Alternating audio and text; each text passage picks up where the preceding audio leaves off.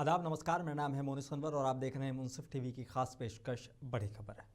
भारतीय राजनीति में आज संगठन की बड़ी तस्वीर बदली है। नितिन नबीन बीजेपी के 12वें राष्ट्रीय अध्यक्ष बन चुके हैं, वो भी निर्विरोध। और मंच से प्रधानमंत्री नरेंद्र मोदी ने ऐसा बयान दिया जिसने सियासत की भाषा बदल दी। प्रधानमंत्री नरेंद्र मोदी ने कहा, मैं कार्यकर्ता हूं, नितिन नबीन मेरे बॉस हैं। ये सिर्फ विनम्रता नहीं, मैसेज पॉलिटिक्स है। युवा नेतृत्व, संगठन की ताकत और 2029 की तैयारी। बीजेपी कह रही है ये डेमोक्रेटिक प्रोसेस है, लेकिन विपक्ष पूछ रहा है क्या यही लोकतंत्र है। आज की बहस सिर्फ नितिन नबीन पर नहीं है, बल्कि खड़गे वर्सेस नबीन की कहानी है। परिवारवाद बनाम कैडर की बात है और कांग्रेस बनाम बीजेपी के संगठन मॉडल पर है। तो सवाल साफ है, क्या नितिन नबीन बीजेपी को नई ऊर्जा देंगे या सिर्फ सत्ता संगठन का ये संतुलन भर है। इस पर आज हम चर्चा करेंगे और मेरे साथ मौजूद हैं भाजपा प्रवक्ता खेमचंद शर्मा और मेरे साथ जल्द जुड़ेंगे कांग्रेस प्रवक्ता पवन पटेल। खेमचंद जी, बहुत बहुत इस्तकबाल है, बहुत बहुत शुक्रिया अपना कीमती वक्त देने के लिए। खेमचंद जी, सवाल बड़ा अहम है। जब पीएम मोदी का कहना है कि नितिन नबीन मेरे बॉस हैं, तो क्या ये बीजेपी के अंदर मजबूत आंतरिक लोकतंत्र का एक संकेत है कि प्रधानमंत्री जो बॉस हैं एक तरीके से केंद्र सरकार के, वो कह रहे हैं कि संगठन के लिहाज से नितिन नबीन मेरे बॉस हैं?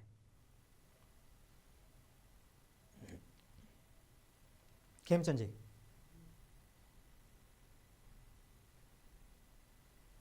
क्या आवाज पहुंच रही है खेमचंद जी मेरी?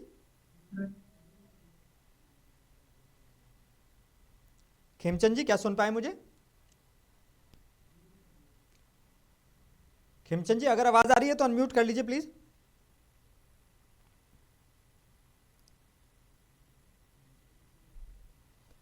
नेटवर्क का इशू है। मैं खेमचंद शर्मा से जल्द ही जुड़ूंगा, लेकिन आज जो प्रधानमंत्री का बयान है उसके बाद बहुत सारे जो है चीज़ें समझ में आ रही हैं और खासकर जो मैं नेताओं को इस मामले में सुन रहा था तो उनका साफ तौर पर कहना था कि प्रधानमंत्री भले ही मोदी सरकार जो केंद्र में है उसके बॉस हो सकते हैं, लेकिन जो पार्टी का एक मॉडल है उसके हिसाब से अध्यक्ष बनते ही नितिन नबीन ही हर कार्यकर्ता के बॉस हैं। तो ये साफ तौर पर एक वो पैगाम देने की कोशिश की गई।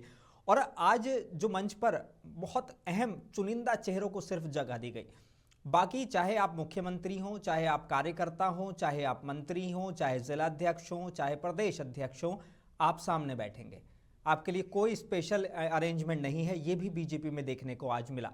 सारे मुख्यमंत्री एक लाइन में सीधे नीचे बैठे हुए दिखाई दिए। सिर्फ 5-6 खास चेहरों को ऊपर जगह दी गई। और नितिन नबीन का प्रधानमंत्री ने जिस गर्मजोशी से स्वागत किया, जिस गर्मजोशी से स्वागत करते नजर आए राजनाथ सिंह, जिस गर्मजोशी से स्वागत करते आए जेपी नड्डा, जिस गर्मजोशी से स्वागत करते नजर आए अमित शाह और दूसरे नेता, आज तो वो साफ तौर पर दिखा कि अब ये एक तरीके से चीज़ें बदल रही हैं। और मैं एक बार फिर से खेमचंद जी आपके पास आऊँगा। पीएम मोदी का कहना है कि नितिन मेरे बॉस हैं। क्या ये बीजेपी के अंदर मजबूत आंतरिक लोकतंत्र का संकेत है? क्योंकि हम देखते हैं कि जब सरकार की बात आती है तो कहा जाता है मोदी सरकार, क्योंकि वो केंद्र सरकार के बॉस हैं एज ए प्रधानमंत्री होते हुए। लेकिन जब हम बात पार्टी की करते हैं तो नितिन नबीन बॉस हैं और मैं एक कार्यकर्ता हूं। ये संदेश प्रधानमंत्री ने देने की कोशिश की। नमस्कार, जय हिंद। देखिए, बिल्कुल आदरणीय प्राइम मिनिस्टर मोदी जी ने अपने अध्यक्ष को मान सम्मान देने का काम किया। यहाँ व्यक्ति की बात नहीं, यहाँ जिम्मेदारी की बात है। अध्यक्ष पार्टी का बॉस होता है। आदरणीय प्राइम मिनिस्टर मोदी जी ने ये सबके सामने, हर एक कार्यकर्ता के सामने प्रस्तुत किया है। खुद उन्होंने कहा है कि अब हमारे काम पे, मतलब मेरे काम को भी जो पार्टी के अध्यक्ष हैं वो देखेंगे, उसको मॉनिटर करेंगे, उसकी निगरानी करेंगे कि हमारी पार्टी में डेमोक्रेटिक तरीके से सबके साथ संवाद करके सबको प्रतिनिधि के रूप में चुनाव होने के बाद सभी राज्यों में, मंडलों में, जिलों में, फिर उसके बाद नेशनल चुनाव हुआ है। और जब इतनी बड़ी प्रक्रिया के बाद, सालों की प्रक्रिया के बाद अध्यक्ष का चुनाव हुआ है, तो उनको जो सम्मान, जो मान, जो अधिकार देने चाहिए वो देने का काम आज पार्टी ने किया। और आदरणीय प्राइम मिनिस्टर मोदी जी ने अपने हाथों से, अपने शब्दों में जो बात कही है उसको उन्होंने शकील किया है, ताकि हर एक कार्यकर्ता ये ध्यान रखे कि जो नए अध्यक्ष जी हैं उनके उनके क्या अधिकार हैं और दूसरा उनकी क्या जिम्मेदारियां भी हैं। अब पार्टी ने एक जो ट्रांसफॉर्मेशन डिसीजन लिया है कि भाई जो थर्ड जनरेशन है, फर्स्ट और सेकंड जनरेशन में हम मोदी जी को रख सकते हैं फर्स्ट जनरेशन में। सेकंड जनरेशन में अमित शाह जी हैं और भी बहुत सारे नेता हैं, नितिन गडकरी जी हैं, योगी जी हैं। लेकिन आज जो थर्ड जनरेशन से मतलब अंडर 50 को अध्यक्ष बना के पार्टी ने दिखा दिया कि वो पार्टी अगले 20-25 साल की सोचती है और 20-25 साल की सोच के उसका रोड मैप बना के काम कर रही है और उसी के आधार पर आगे बढ़ेगी। बिल्कुल।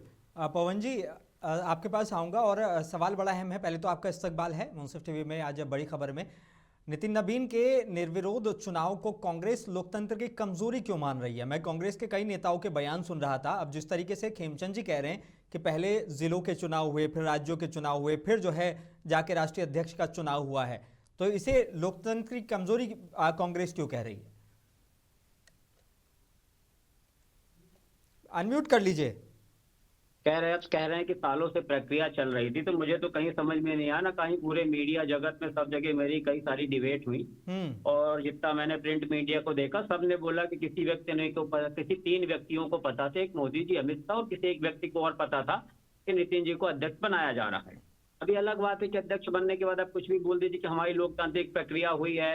और उस प्रक्रिया में भी अगर हुई है तो फिर ज्ञानेश कुमार जी जैसे चुनाव आयुक्त यहाँ भी रहे होंगे जिन्होंने इनके हिसाब से काम किया।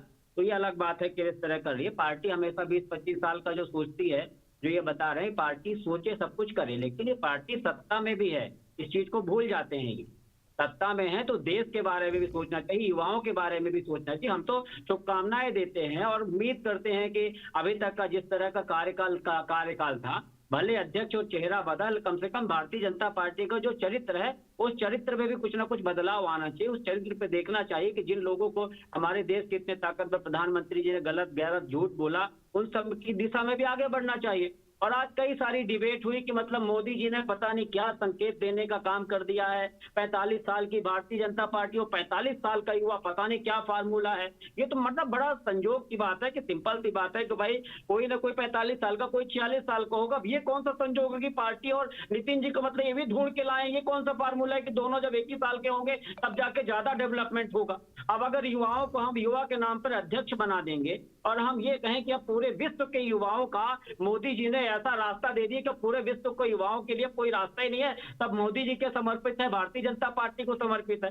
तो ये जो ये पैमाना, ये जो फार्मूला है, मोदी जी ने अब बॉस बोल दी। सिंपल सी बात है, जो पार्टी का अध्यक्ष होता है उसके नीचे सब कोई होते हैं। तो पता नहीं मोदी जी के किए गए हर कार्य में कुछ ना कुछ ऐसी चीज लोग देखने का प्रयास करते हैं जो भले नॉर्मल हो, भले कि, लेकिन उसको अब नॉर्मल करने का प्रयास करते हैं। अरे हम ये बताइए, कहीं भी पार्टी का अध्यक्ष को, किसी भी अध्यक्ष में हमेशा सेम यही बॉडी लैंग्वेज रहती है। उसका माला पहनाता है, उसका स्वागत करता है, उसका कहता है कि मैं इनके नीचे काम करेगी। अलग बात है कि मोदी जी और अमित शाह नितिन जी के नीचे काम कर सकते हैं, है कोई इस चीज को एक्सेप्ट करने के लिए तैयार है? कभी नहीं होगा, ये कभी नहीं होगा। ये ऐसे अध्यक्ष ढूंढे जाते हैं कि जो अध्यक्ष हो और जो इन लोग के यहाँ हम कहते हैं कि अगर युवाओं के लिए मैसेज देना था तो उसी दिन मैसेज क्लियर कर देते हैं। जिसने जब इनके यहाँ बरवली चल रहा था कि 75 साल के बाद मार्गदर्शक मंडल में डाल दिया जाएगा, जिस नियम हवाले के कारण मुरली मनोहर जोशी और लाल कृष्ण आडवाणी जैसे समर्पित व्यक्ति को, जिन्होंने आत्मसात किया हुआ था भाजपा को, उनको मार्गदर्शक मंडल में डाल दिया। आप मोदी जी और संघ प्रमुख दोनों अगर चले जाते हैं मार्गदर्शक मंडल में तो नजीर कायम होती। तो ये ऐसा कुछ करेंगे नहीं, ये भारतीय जनता पार्टी का है। इस टाइप का काम चला भी। देखिए शंकराचार्य जी के ऊपर वहां किस तरह हो रहा है, इंदौर में देखिए, भोपाल में देखिए, गाय को काटा जा रहा है। गौ माता के बहुत बड़े रक्षक बनते थे।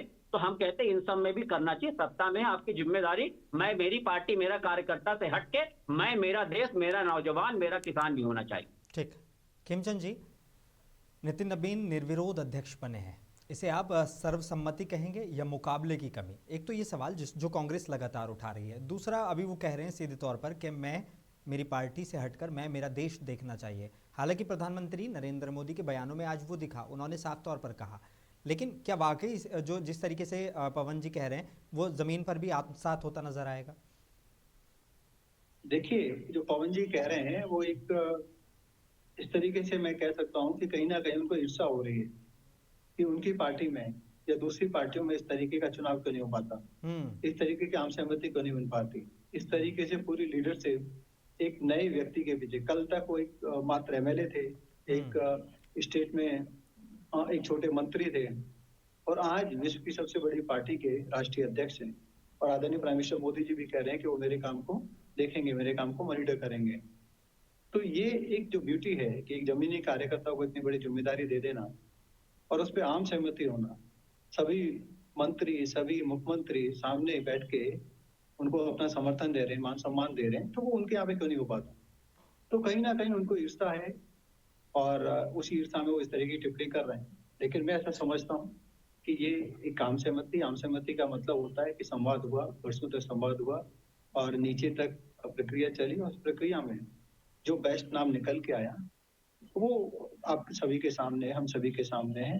वो नितिन नवीन जी के रूप में है और नितिन नवीन जी में हर एक वो क्वालिटी है जो पार्टी को आगे ले जा सकती है। रही बात देश की, तो हमारी पार्टी तो हमेशा कहती है सबसे पहले देश है, फिर पार्टी है, फिर अपना परिवार है, फिर मैं हूँ।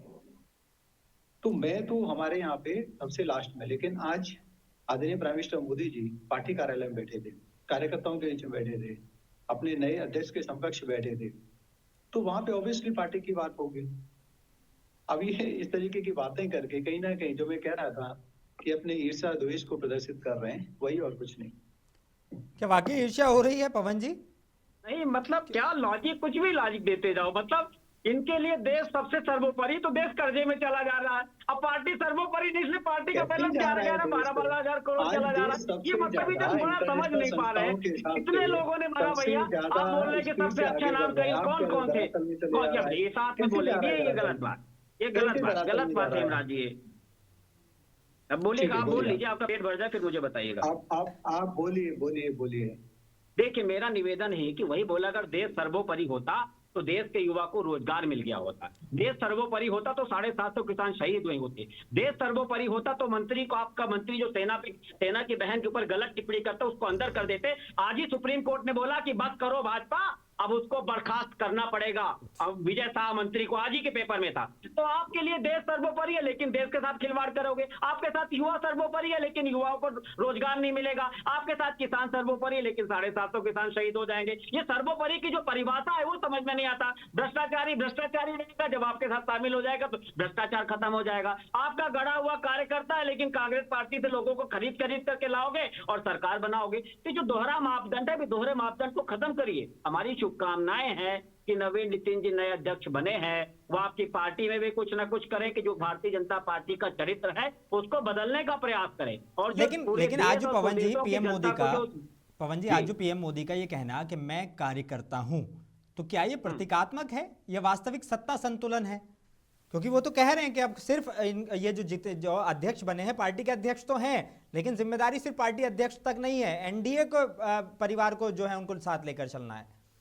देखिए मोदी जी के कहने पे कौन सी बात करोगे आप, ये बताइए। मोदी जी ने बोला था ना, रुपया पतला होता जा रहा, मतलब देश की साख गिरती जा रही है।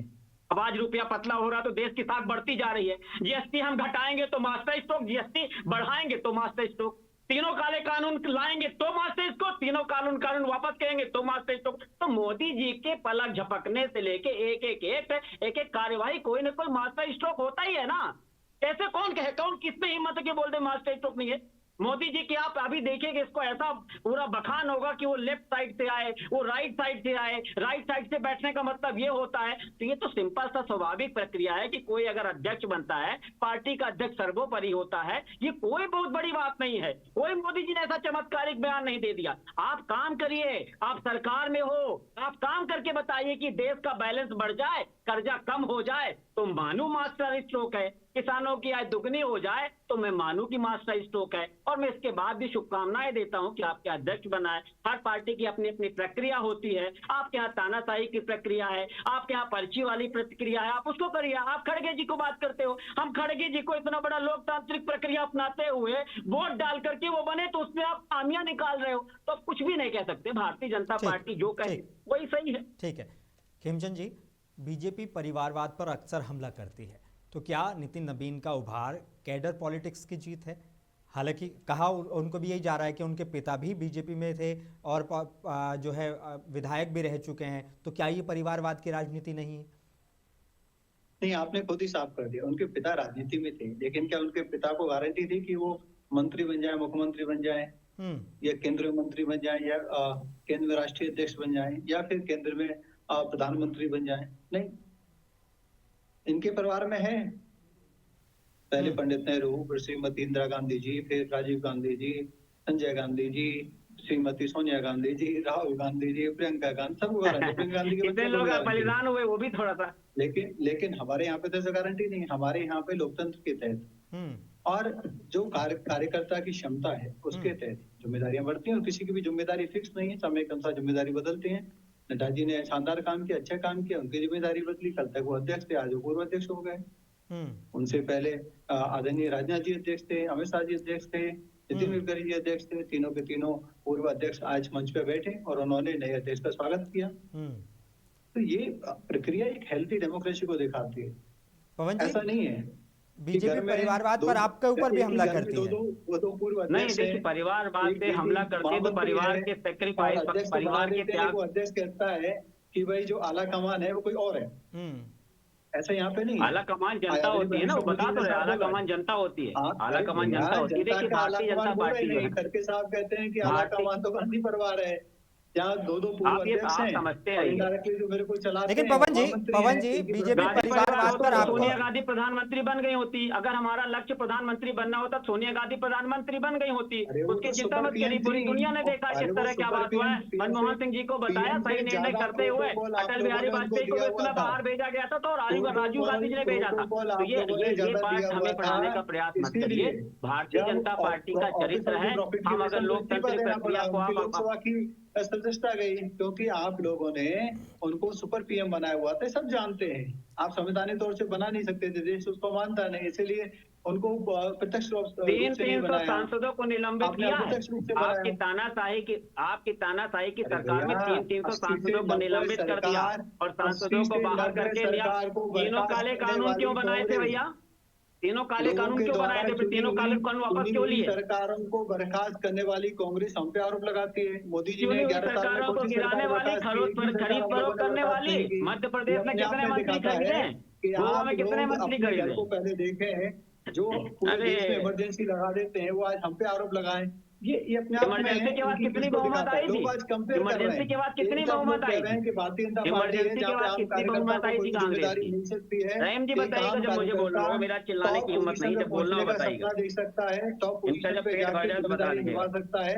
लेकिन खेमचंद जी हो सकता है तो वो भारतीय जनता पार्टी में बोलेंगे बात। खेमचंद जी, युवा अध्यक्ष के साथ क्या संगठन और सरकार दोनों में बड़े बदलाव भी देखने को मिलेंगे? और क्या अब नितिन नवीन जी जो हैं वो बिहार की पॉलिटिक्स से अलग होकर, मतलब एक तरीके से विधायक और मंत्री के तौर पर इस्तीफा देकर, क्या अब केंद्र में भी हमें देखने को मिलेंगे एज ए राज्यसभा सांसद?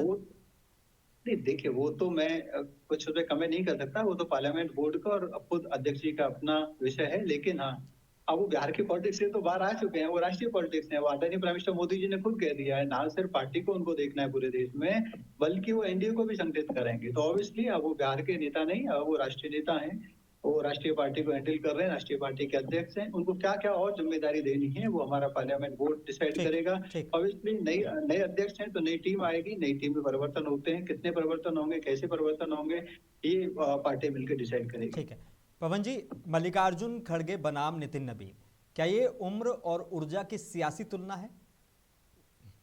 नहीं, उम्र और सियासी तुलना नहीं है, ये तो बतौलेबाजी की तुलना है। दोनों की कैसे तुलना हो सकती है?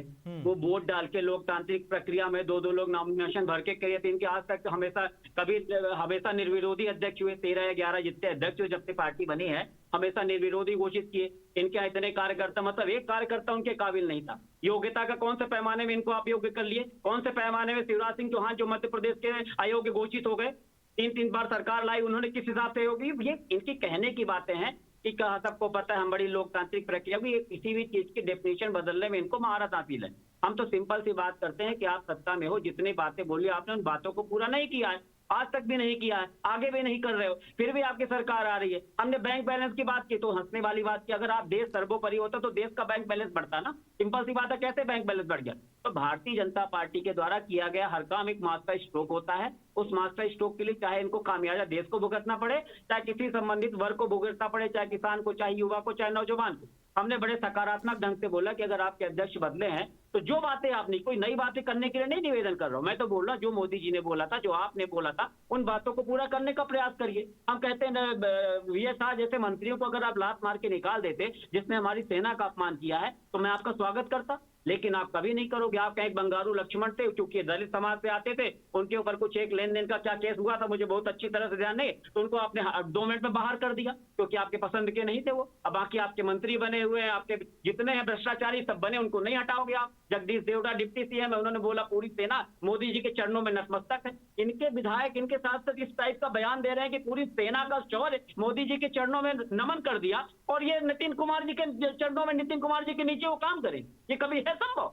मतलब ये सीख बोलने वाली बात है। हायरार्की होता है, उस हिसाब से काम करिए। आपकी पार्टी का काम आप जाने, हमारी पार्टी का काम हम जाने, लेकिन देश की जहां बात है, देश की जिम्मेदारी, देश की पीड़ा आपको भी होनी चाहिए, देश के लिए पीड़ा हमें भी होनी चाहिए। हम सब मिल करके करें कि कर्जा कम से कम जितना आपका बैलेंस बढ़ा है उतना ही देश का बैलेंस बढ़ जाए, उतना युवाओं को रोजगार मिल जाए तो ज्यादा अच्छा होगा, बहुत बड़ा मास्टर स्ट्रोक होगा। ठीक है खेमचंद जी, क्या वाकई अमित शाह जैसे लीडर जो चाणक्य कहलाते हैं, या प्रधानमंत्री नरेंद्र मोदी जिनकी एक तरीके से लीडरशिप आने के बाद आप कई राज्यों में आए, केंद्र में लगातार आप जीत रहे हैं, तो क्या वाकई वो नितिन नबीन के नीचे काम कर सकते हैं जिस तरीके से पवन जी इल्ज़ाम लगा रहे हैं? और दूसरा 2029 को लेकर पीएम मोदी का 1 लाख नए युवाओं वाली बात, क्या ये जमीन पर उतर पाएगी?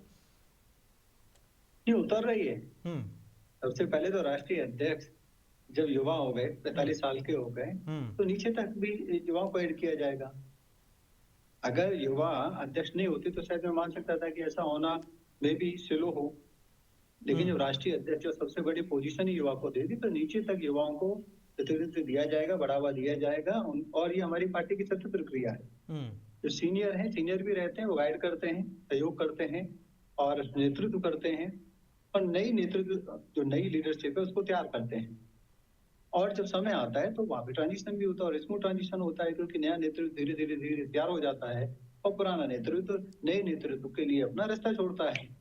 तो ये भारतीय जनता पार्टी में सत्य प्रक्रिया है, क्योंकि यहाँ पे कोई मालिक नहीं है, यहाँ सब सेवक हैं। आदरणीय प्राइम मिनिस्टर मोदी अपने आप को चौकीदार कहते हैं, ट्रस्टी कहते हैं, सेवादार कहते हैं। जब सेवादार की भावना है हमारे कार्यकर्ताओं में, तो कोई भी ग्रांटेड नहीं लेता। तो सेवा का जो मौका है सबको बारी बारी मिलता है। अब नवीन जी को मौका मिला है और उनकी उम्र उनके साथ है, तो वो लंबे समय तक सेवा दे पाएंगे, और जब वो खुद सेवा देंगे तो बहुत सारे यूथ अट्रैक्ट होंगे। जब 45 साल की उम्र में नवीन जी सेवा दे सकते हैं, राष्ट्रीय अध्यक्ष बन सकते हैं, तो और युवाओं को भी ये लग रहा है कि हाँ, कि हमको भी भारतीय जनता पार्टी में बड़ी जिम्मेदारी मिल सकती है, मिलेगी, तो हमें भी भारतीय जनता पार्टी के साथ मिलकर देश के लिए काम करना चाहिए। ठीक है। और पवन जी जो कह रहे हैं सीधे तौर पर कि क्या वाकई अमित शाह जी और प्रधानमंत्री नरेंद्र मोदी कह तो रहे हैं कि हम कार्यकर्ता हैं, लेकिन वो वाकई क्या नवीन जी को मतलब उस तरीके से काम करने देंगे जिस तरीके से नवीन जी चाहते हैं? ऐसा तो नहीं होगा ना कि आप जिस तरीके से इल्ज़ाम लगाते हैं मल्लिकार्जुन खड़गे पे कि गांधी फैमिली उनको चलाती है, तो कहीं नितिन नवीन जी को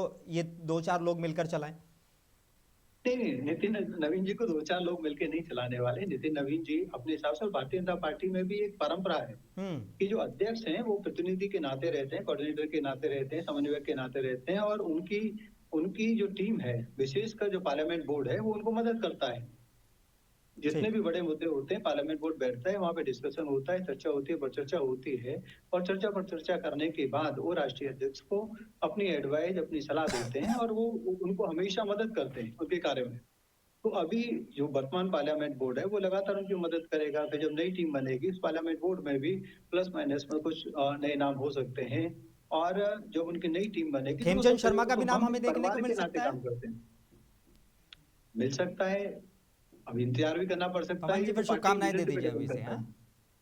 नहीं, खेमचंद जी को शुभकामनाएं। ठीक है पवन जी, क्या कांग्रेस को अब अपने संगठन मॉडल पर नए सिरे से सोचने की जरूरत नहीं है?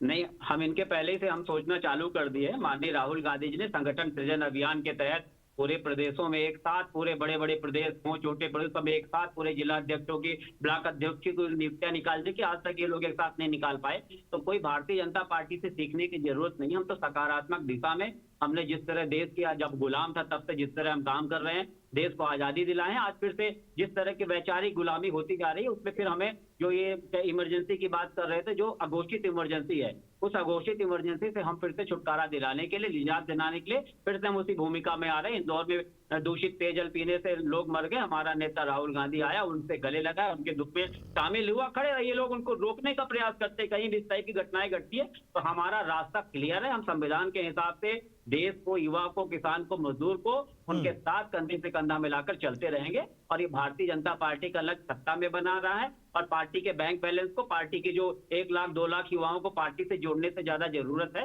1 करोड़ युवाओं को जो रोजगार देने का वादा किया था उसको फुलफिल करते तो ज्यादा अच्छी होती। 750 किसान जो शहीद हो गए, तीनों काले कानून वापस लेने पड़े आपको, आज किसान खाद के लिए लाइन में लगा हुआ है। एनसीआरबी की रिपोर्ट कुछ दिन की पहले थी, 27 रुपए एक किसान की प्रतिदिन आय है। तो हमें लगता है कि मेरी पार्टी, मेरा कार्यकर्ता के फलसफे से हट करके इन वर्गों के लिए भी कुछ ना कुछ सोचना चाहिए, जिन वर्गों के दम पे जीते, सनातन के नाम पर जीते। और आज हमारे शंकराचार्य जी के साथ प्रयागराज में किस तरह हो रहा, उनका रथ तोड़ दिया, उनके साथ मारपीट की गई, गाय का एक्सपोर्ट हो रहा है, गाय का मांस का निर्यात कर रहे हैं। तो भारतीय जनता पार्टी कम से कम जिन मुद्दों को लेकर के आई थी उन मुद्दों में तो कम से कम ऐसा अपने आप को खरा प्रतीत करे कि लोगों को गर्व हो कि चलो जो कहा है वो किया है। ठीक, खेमचंद जी।